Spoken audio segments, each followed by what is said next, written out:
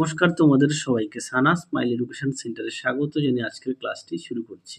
আজকে তোমাদের সঙ্গে আলোচনা করব তোমরা যারা নবম শ্রেণীর প্রথম পর্যায়ক্রমিক মূল্যায়ন পরীক্ষা দেবে তোমাদের জন্য রায় ও মার্টিন প্রশ্নবিচিত্র থেকে আজকে সমাধান করব নবম শ্রেণীর ভৌতবিজ্ঞান বিষয়ে মডেল নম্বর 2 অর্থাৎ 2 নম্বরের স্কুলে যে সমস্ত ছোট ও বড় প্রশ্নগুলি আছে তার সমস্ত প্রশ্নের উত্তরের সমাধান করে দেখাবো। চলো দেরি না করে মূল বিষয়ে যাওয়া যাক।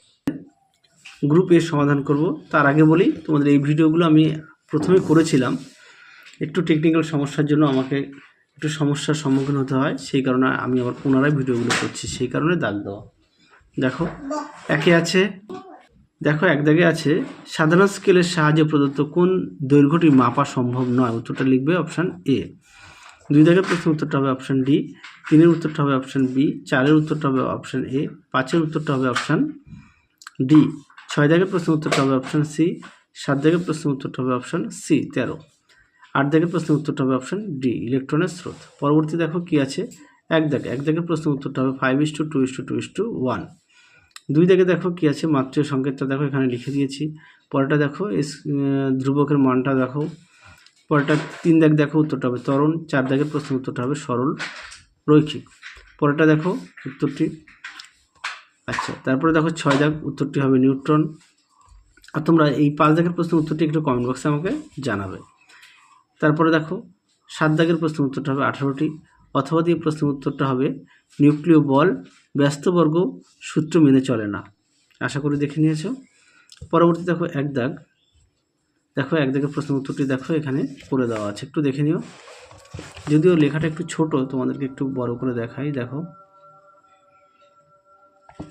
পরবর্তীতে দেখো অথবা দিয়ে প্রশ্নের উত্তরটি দেখো। প্রশ্নের উত্তর সুবিধা মোটামুটি 3টে দেওয়া আছে, এখান থেকে পড়ে নিয়ে তোমরা লিখবে। পরবর্তী দেখো কি আছে, পরবর্তী আছে 2 দাগের প্রশ্নটি একটু দেখো, তোমাদের উত্তরটা দেখাই। দেখো প্রশ্নের উত্তরটি দেখে নাও। পরবর্তী প্রশ্ন দেখো কি আছে, পরবর্তী প্রশ্ন আছে বৃত্তীয় গতি ও ঘূর্ণন গতির মধ্যে পার্থক্য লেখো। দেখো প্রশ্নের উত্তর,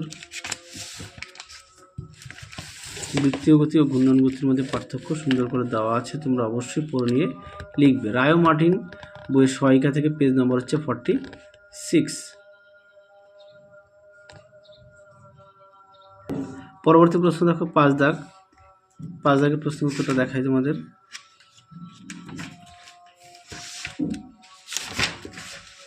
দেখো উত্তরটি,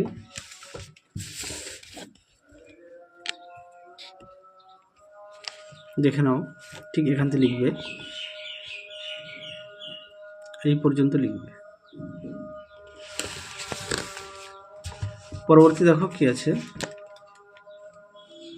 6 দাগ, এটা পাঠ্য বই থেকে একটু দেখে নিও। এছাড়াও আচ্ছা পাঠ্য বইতে সুন্দর করে দেওয়া আছে। পরটা দেখো আইসোটোপগুলির রাসায়নিক ধর্ম অভিন্ন হয় কেন।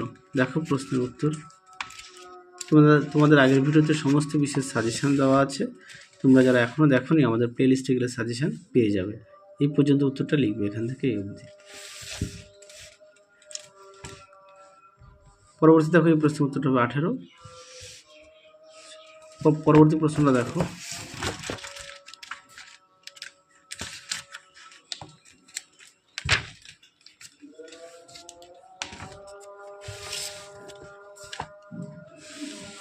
দেখো উত্তরের বাকি অংশটুকু দেখো। পরবর্তী প্রশ্ন দেখো 2 দাগ, আচ্ছা 2-এর এ দাগের উত্তরটা দেখো। এটা হচ্ছে ও এ দিয়ে দেখো আর এ বি দিয়ে দেখো। তারপরে দেখো এটা বি দাগ, বস্তুর ত্বরণ কত দেখো। ও এ দিয়ে আর এ বি দিয়ে হচ্ছে, দেখে নাও, ও M A per SI square. পরটা দেখো সি দাগ পরটা দেখো কত সময়ের মধ্যে দূরত্ব, এটা হচ্ছে 64 হবে। আচ্ছা এটা দেখো বোরের পরমাণু মডেলের সি কার্যকরী লেখো। আর এগুলো একটু তোমরা দেখে নিও পাঠ্য বই থেকে। 186 বেশ কিছু উত্তর পাঠ্য বইতে দেখলাম সুন্দর করে দেওয়া আছে, সেই কারণে দেখালাম না, তোমরা একটু কষ্ট করে দেখে নিও। দেখে নাও, দেখো প্রশ্ন উত্তর তোমরা এখান থেকে লিখবে। দেখো উত্তরের বাকি অংশটুকু দেখে নাও, দেখে নাও, এই পর্যন্ত উত্তরটা লিখবে। পরবর্তী দেখো কি আছে, দেখো এতে পরমাণু হচ্ছে এম বেশি হবে, এই প্রশ্নের উত্তরটা দেখো।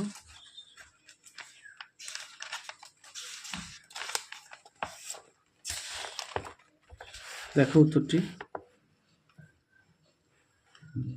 তাহলে চলো আজকের মতো এখানেই সমাপ্ত করছি, আবার দেখাবো খুব শীঘ্রই তোমাদের পরবর্তী ভিডিওতে। তোমরা সবাই সুস্থ থেকো, ভালো থেকো, আজকের মতো টাটা।